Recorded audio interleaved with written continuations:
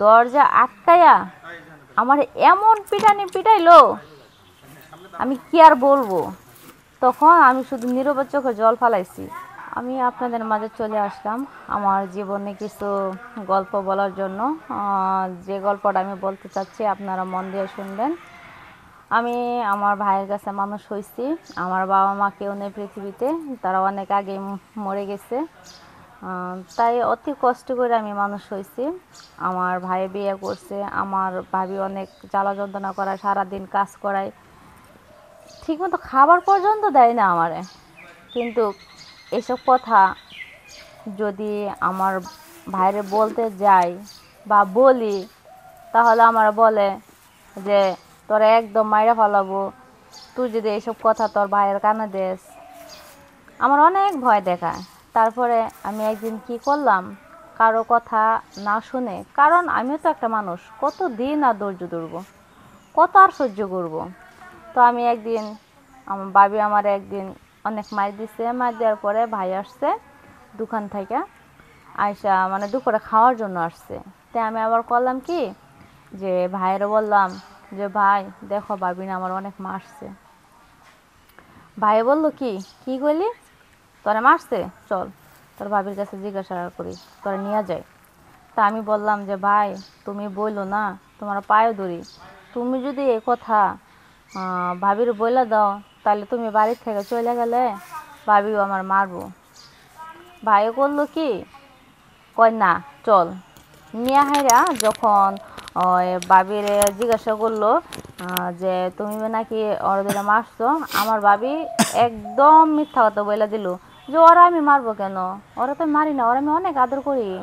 বাদে এমন চোখ গরম দিয়ে আমার দিকে তাকায়। পরে আমার ভাইয়ের দমক দিয়ে বলতেছে কি রে, তোরা না বলে তোর ভাবি মারছে। পরে ভাবির চোখ রাঙানো দেখে আমি বুঝতে পারলাম যে ভাই যদি এবার চলে যায় দোকানে, তাহলে তো আমার অবস্থা খারাপ হয়ে যাব।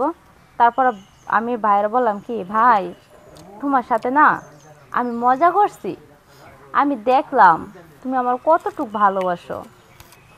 আসলে কি জানেন, যে আমার ভাই ঠিকই আমাকে ভালোবাসে, আমাকে অনেক আদর করে, কিন্তু ভাবি যে এরকম করে ভাই কখনো জানে না বা কখনো বুঝে না। সে হচ্ছে পুরুষ মানুষ, সে তো আর বাড়িতে থাকে না, সে নানান কাজে ব্যস্ত থাকে।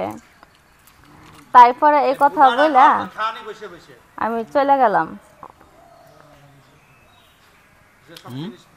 তারপরে ভাই চলে যাইলো। চলে যাওয়ার পরে ভাবি আমার বলতেছে এই তোর কত বড় সাহস, হ্যাঁ আয় হারামজাদা এদিকে আয়।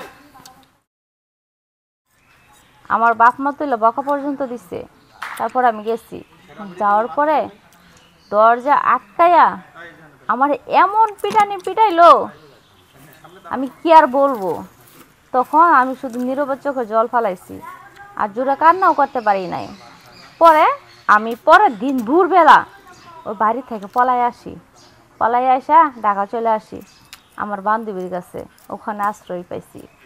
এখন আমি যে একটা কিছু করব বা থাকবো কার কাছে, এরকম কোনো পজিশন নাই আমার কাছে। কারণ বন্ধু বান্ধব আর কতদিন চালাবে, একদিন 2 দিন, 1 সপ্তাহ, 15 দিন, না 1 মাস এরকম।